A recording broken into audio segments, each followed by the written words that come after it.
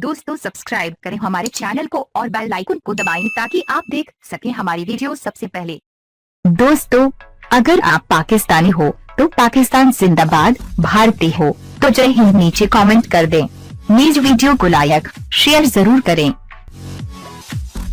दोस्तों पाकिस्तान और न्यूजीलैंड के दरमियान टेस्ट सीरीज का पहला मैच कल से अबू धाबी में शुरू हो रहा है।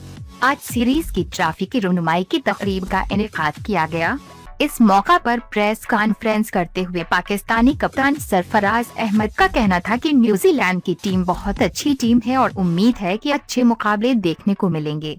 दोस्तों यूं तो मुत्तहदा अरब इमारात में पाकिस्तानी टीम की हालिया कारकर्दगी का रिकॉर्ड देखकर हर मुखाफ टीम के पसीने छूट जाते हैं। बैटिंग, बाउलिंग और फील्डिंग समेत खेल के हर शोबा में पाकिस्तान ने ऑस्ट्रेलिया के खिलाफ हालिया सीरीज में जिस पर परफॉर्म किया है, इससे किवीज प्लेयर्स सीरीज के आगाज से अंडर प्रेशर होंगे।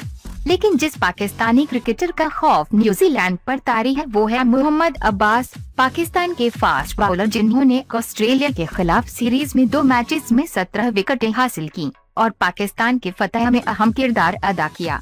मोहम्मद अब्बास न्यूजीलैंड के खिलाफ सीरीज में ट्रम्प कार्ड का किरदार अदा करेंगे और माहिरीन क्रिकेट न्यूजीलैंड की टीम के लिए मोहम्मद अब्बास को एक बड़ा खतरा करार दे रहे हैं। देखते हैं कि किस तरह के 20 बल्लेबाज मोहम्मद अब्बास का सामना करते हैं, लेकिन मुकाबला अच्छा देखने को मिलेगा।